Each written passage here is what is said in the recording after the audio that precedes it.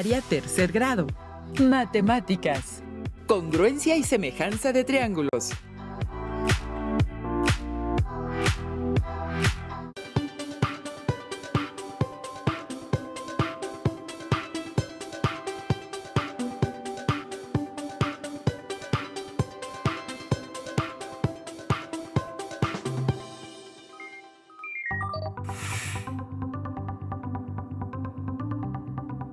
Alumnas y alumnos de tercer grado de secundaria, es un verdadero gusto volver a estar con ustedes en una sesión más de Aprende en Casa 2, dedicada a la asignatura de matemáticas. Soy el profesor José de Jesús Bernabé y me acompaña mi colega, el profesor Alberto Lanz. Profesor Bernabé, el gusto es mío. Saludos a las alumnas y alumnos que nos ven en todo el país. En esta sesión revisaremos varios aspectos de una de las figuras más importantes de la geometría. Me refiero al triángulo. Los materiales que vamos a utilizar en la sesión serán su cuaderno, bolígrafos, lápiz y regla. Si tienen discapacidad visual, preparen hojas Leyer, punzón y regletas. Procuren hacer notas relevantes en su cuaderno, comprueben las soluciones que se presentarán y registren sus dudas e inquietudes. Ya conocemos varias de las propiedades de los triángulos, incluso gracias a ellas ya fueron capaces de resolver varios problemas. Sin embargo, con el fin de consolidar dichos conocimientos, hemos preparado este programa para todos ustedes. ¿Qué les parece si comenzamos? Profesor Alberto y profesor Bernabé, soy María José del Estado de México. Mis compañeros y yo, estudiantes de secundaria de todo el país, valoramos sus enseñanzas a través de Aprende en Casa 2. Por ello, varios estudiantes de diversas partes del país presentaremos lo que hemos aprendido a través de las sesiones. Así que participaremos en esta sesión. ¿Qué opinan al respecto? Pues me parece muy bien que así sea, María José. Yo no tengo inconveniente, al contrario, sacaré mi cuaderno y tomaré notas al respecto. ¿Qué opinas, profesor Bernabé? Estoy seguro de que esta sesión será de mucho provecho. Si los alumnos son los que nos comparten sus conocimientos, alumnas y alumnos, este espacio es suyo. Veo que sigue un video de Max, de Durango. ¿Cómo están, compañeros y compañeras de todo el país? Saludos desde el estado de Durango. Mi nombre es Max y hoy es mi turno para hablar. Y hoy les hablaré sobre qué son los triángulos. Los triángulos son polígonos o figuras planas que cuentan con 3 lados. Es el primer polígono que se puede trazar, ya que no es posible trazar polígonos con menos lados, dado que tiene 3 lados, 3 ángulos y también tiene 3 vértices. Los triángulos son figuras muy importantes por varias situaciones. Trataré de hablar de alguna de ellas. Lo primero que quiero comentarles es que, al sumar los 3 ángulos, da como resultado 180 grados. Esto resulta muy útil al momento de encontrar ángulos con valor faltante. Como todas las figuras planas, el triángulo tiene un perímetro, que al igual que los demás polígonos regulares, es el resultado de sumar los lados. En este caso, el perímetro del triángulo queda expresado por la fórmula P igual lado más lado más lado. Se lee perímetro igual a L más L más L. Asimismo, el triángulo posee un área, la cual podemos obtener mediante la fórmula A igual B por H sobre 2. Se lee área igual base por altura sobre 2. Por mi parte, eso es todo. Espero haberles podido ayudar a reforzar sus conocimientos. Hasta la próxima. Seguimos en Aprende en Casa 2. Muchas gracias, Max. Sigue Emily, directo de Guanajuato. Saludos, compañeras y compañeros. Mi nombre es Emily y soy alumna de secundaria del estado de Guanajuato y les hablaré sobre la clasificación de triángulos de acuerdo a la medida de sus lados. Para su estudio, los triángulos se han clasificado de varias formas. Una de ellas es clasificarlos de acuerdo con sus lados, o mejor dicho, a la medida de ellos. Veamos cómo se clasifican. Si un triángulo tiene sus 3 lados iguales, se llamará triángulo equilátero.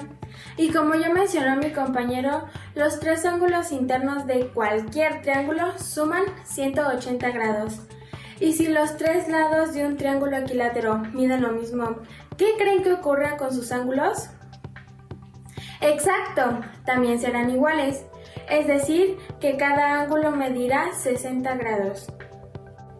El triángulo isósceles tiene como característica que dos de sus lados son iguales, por lo tanto el tercer lado tiene una medida distinta. Esto aplica a los ángulos también, ya que tendremos dos ángulos de una misma medida y un ángulo diferente. Dicha propiedad permite que este triángulo tenga varias formas, a diferencia del equilátero que solo puede tener una forma definida. Observen las distintas formas en las que se puede estar dibujado un triángulo isósceles. El último triángulo que se clasifica por la medida de sus lados es el triángulo escaleno. Este triángulo tiene como característica que ninguno de sus lados mide lo mismo que otro, es decir, que sus tres lados son diferentes, por lo tanto sus tres ángulos tienen medidas distintas. Hasta aquí mi participación. Gracias, Emily. Sigue Emiret de Veracruz. Compañeros y compañeras de toda la República Mexicana, mi nombre es Emiret y soy del estado de Veracruz. Y si bien mi compañero acaba de hablarles de cómo se clasifican los triángulos de acuerdo a la medida de sus lados, ahora veremos cómo los triángulos también se clasifican por la medida de sus lados. Acompáñame a ver cuál es esta clasificación. El primer triángulo que vamos a estudiar es el triángulo acutángulo. Este tipo de triángulo es aquel cuyos ángulos internos son menores de 90 grados. Sabemos que los ángulos menores de 90 grados reciben el nombre de ángulos agudos, de ahí su nombre. El siguiente triángulo que veremos es el triángulo obtusángulo. Para que un triángulo entre en esta clasificación, es necesario que uno de sus ángulos sea obtuso, es decir, que sea mayor de 90 grados. Y una vez más, el nombre del triángulo viene del ángulo. Y por último, analizaremos el triángulo rectángulo. Este es uno de los triángulos más estudiados, ya que las aplicaciones de este son demasiadas como para enlistarlas en este video. Por ahora solo les diré que este triángulo tiene como característica que tiene un ángulo recto, es decir, un ángulo de 90 grados. Bien, espero que esta clasificación de triángulos haya sido clara para ustedes. Sin más, me despido de todos ustedes. Seguimos en Aprendo en Casa 2. Un abrazo a distancia. Muchas gracias, Emiret. Sigue Miriam Palma del estado de Puebla. Es el momento de mi participación. Mi nombre es Miriam Palma del estado de Puebla y les hablaré sobre los triángulos congruentes. Sabemos que la condición para que dos triángulos, incluso dos figuras, se consideren congruentes, deben de tener las mismas medidas de los lados, o bien las mismas medidas de los ángulos. Sabemos también que, así como existen criterios para determinar la semejanza de los triángulos, también existen criterios para determinar si dos figuras son congruentes. En este caso, los criterios son: criterio número 1, lado, lado, lado, el cual establece en donde dos triángulos son congruentes si las medidas de sus tres lados son iguales. Criterio número 2, lado, ángulo, lado, en donde dos triángulos son congruentes si son respectivamente iguales en dos de sus lados y el ángulo comprendido entre ellos. Criterio número 3, ángulo, lado, ángulo, en donde dos triángulos son congruentes si tienen un lado congruente y los ángulos con vértice en los extremos del lado también son congruentes. Y la anterior puede ser aplicada en la resolución de problemas. Veamos un ejemplo. Como podemos observar, en la imagen se encuentra un ángulo marcado con la letra X, es decir, que es un valor desconocido o una incógnita y necesitamos encontrarlo. Podemos observar que en el segmento AD y en el segmento AB son correspondientes, tienen la misma medida. También observamos que en el ángulo BAC y en el ángulo BAC tienen la misma medida. Sabemos que la suma de los ángulos internos de cualquier triángulo es de 180 grados, por lo que el ángulo ABC es igual a 180 menos 115 grados, que es la suma de los otros dos ángulos, lo cual nos da como resultado 65 grados. Por los datos que obtenemos y la figura que podemos observar, podemos decir que el triángulo es congruente por el criterio ángulo, lado, ángulo, por lo cual el ángulo marcado con X mide 65 grados. Como pueden ver, conocer las características de los triángulos nos puede ser de mucha ayuda a la hora de resolver problemas. Hasta aquí llega mi participación. Hasta la próxima. Gracias, Miriam Palma. Sigue Max, de Durango. Compañeros y compañeras de toda la República, y al igual que ustedes, soy alumno de secundaria. Quiero platicar sobre figuras semejantes. En específico, hablaremos de los triángulos semejantes. Sabemos que las figuras semejantes son aquellas que conservan la misma forma y medida de sus ángulos, aunque su orientación y tamaño sean diferentes. En esto es diferente de las figuras congruentes, que tienen la misma medida en sus ángulos y lados. Veamos la siguiente imagen. Ya sabemos que para poder identificar si una figura es semejante a otra, podemos recurrir a los criterios de semejanza. El primer criterio de semejanza nos dice que dos triángulos son semejantes si dos de sus ángulos son iguales. La medida de los triángulos determina la forma que una figura tendrá. Por ello, si dos de sus ángulos son iguales, podemos hablar de semejanza. El siguiente criterio nos dice que dos triángulos son semejantes si tienen dos lados proporcionales y el ángulo entre ellos tiene la misma medida. Y finalmente tenemos un tercer criterio que nos dice que dos triángulos son semejantes si tres de sus lados son proporcionales entre sí. ¿Qué significa que sean semejantes? Que existe una relación de proporcionalidad entre los lados correspondientes. Compañeros y compañeras, hasta aquí termina mi participación. Gracias, Max. Ahora sigue Emily. Saludos compañeras y compañeros. ¿Cómo están? Yo resolveré un problema de triángulos semejantes. Queremos medir la altura de un árbol que se encuentra en nuestro terreno. No conozco la altura y no me es posible medirla debido a que se me dificulta escalarlo. ¿Qué podemos hacer para conocer su altura sin tener que medirlo realmente? Utilizaremos los conocimientos adquiridos sobre triángulos semejantes. Me voy a parar junto al árbol de tal forma que mi sombra se proyecte de la siguiente manera. Después medimos la sombra del árbol y la mía. La sombra del árbol mide 5.8 metros, mientras que mi sombra mide 2.3 metros. Sin embargo, yo sé que mi altura es de 1.5 metros. Ya sabemos que existe una relación de proporcionalidad entre los lados correspondientes de triángulos semejantes. Son semejantes porque cumplen con el criterio ángulo-ángulo. El ángulo recto y el ángulo recto y el ángulo que se forma con los rayos solares y el suelo son iguales. Así que la relación de proporcionalidad que existe entre la longitud de las sombras es la misma que entre la altura del árbol y mi altura. La relación de proporcionalidad entre 5.8 y 2.3 es el cociente de ambas cantidades. Al saber 5.8 entre 2.3 es igual a 2.52. La relación entre la sombra del árbol y mi altura es de 2.52. Así, la altura del árbol entre 1.5 es igual a 2.52. Despejo la altura del árbol y queda que la altura del árbol es igual a mi altura, 1.5 por 2.52.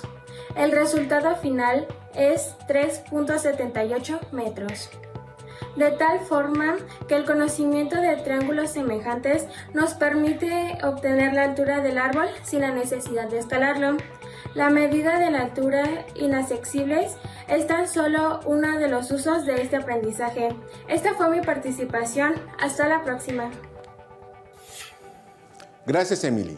Sigue Moisés, del Estado de México. Saludos a todos y todas. Yo soy Moisés del Estado de México. Hablaré un poco sobre el triángulo rectángulo. Ya sabemos que es el triángulo que tiene un ángulo de 90 grados o ángulo recto. Este ángulo se simboliza de la siguiente forma. Cuando en un triángulo veamos este símbolo, sabremos de inmediato que es un triángulo rectángulo. Los lados que forman el ángulo recto se llaman catetos. El otro lado, que siempre será más largo que los otros dos lados, se le llama hipotenusa. Y aunque a simple vista encontrar la hipotenusa en un triángulo rectángulo Como el que acabamos de visualizar pareciera ser muy evidente, permítanme mostrarle dos ejemplos en donde la hipotenusa no resulta tan obvia. No siempre es sencillo encontrar la hipotenusa a simple vista. Les diré una característica más de la hipotenusa. Siempre es opuesta al ángulo recto. Así, en caso de que por la posición del triángulo nos resulte un poco complicado diferenciar la hipotenusa de los catetos, siempre podemos buscar el ángulo recto. Y listo, la hipotenusa siempre será el lado opuesto al ángulo recto. Ojalá les haya gustado mi aportación. ¡Hasta la próxima! Gracias, Moisés. Sigue Nicole. Alumnas y alumnos de todo el país, espero que se encuentren muy bien. Mi nombre es Nicole, soy originaria del estado de Guadalajara y yo les voy a hablar sobre el teorema de Pitágoras. Como sabemos, un triángulo rectángulo es aquel que tiene un ángulo recto y pudimos ver que sus lados reciben el nombre de catetos e hipotenusa. Ahora, si trazamos un cuadrado en cada uno de los lados del triángulo, con la medida del lado del triángulo como la medida del lado del cuadrado, nos resultará una figura parecida a la que se muestra.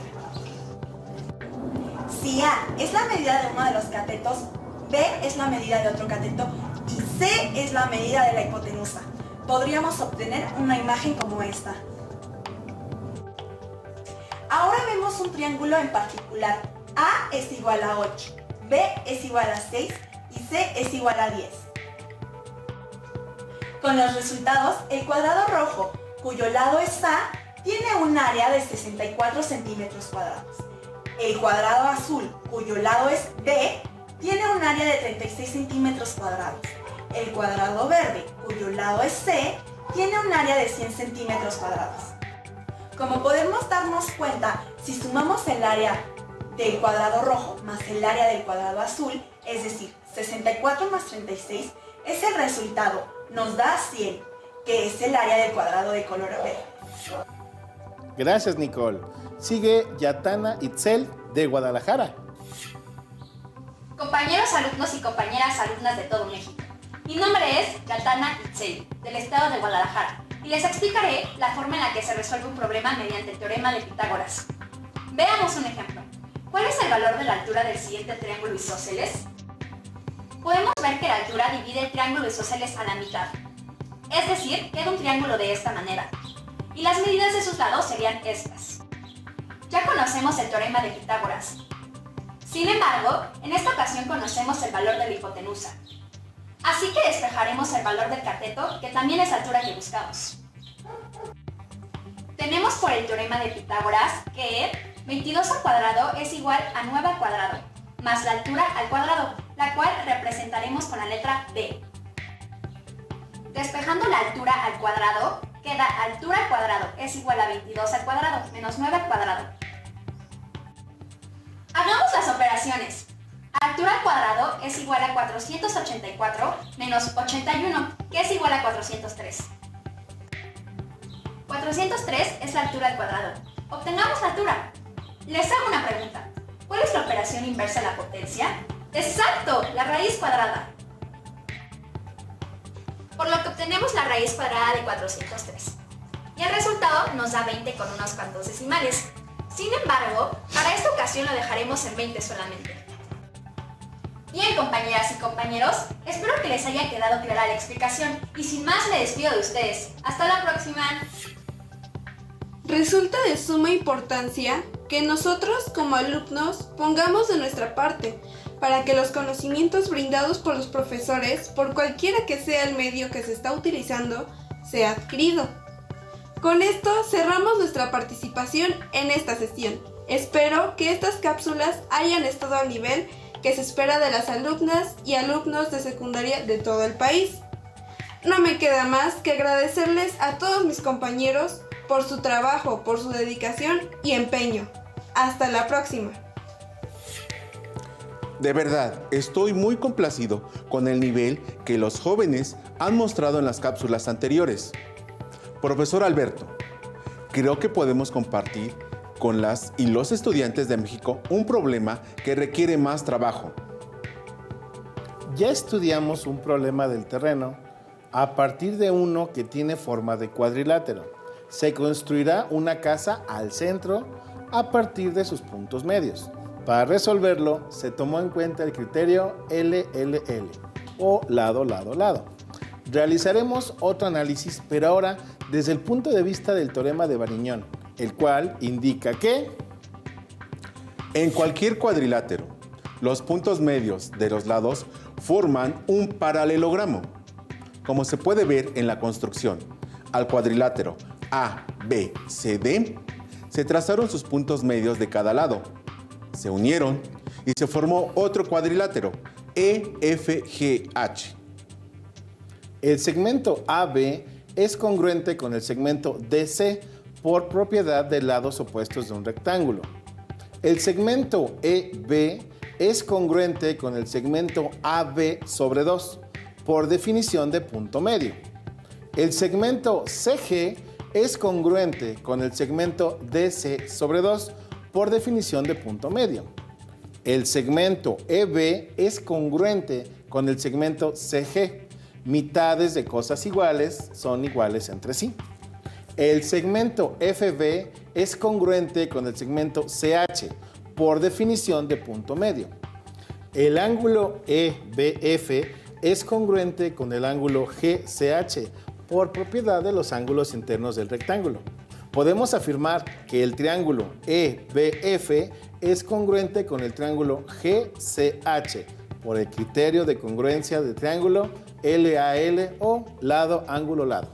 Así, el segmento EF es congruente con el segmento HG por ser lados correspondientes de triángulos congruentes. A partir de lo anterior, podemos decir que los triángulos que se forman fuera del paralelogramo son congruentes. Revisen su libro de texto y realicen los ejercicios que se relacionen con este aprendizaje para que profundicen en lo aprendido. Hemos terminado. Nosotros somos los profesores Alberto y Bernabé y es un gusto estar con ustedes en Aprende en Casa 2. Hasta la próxima.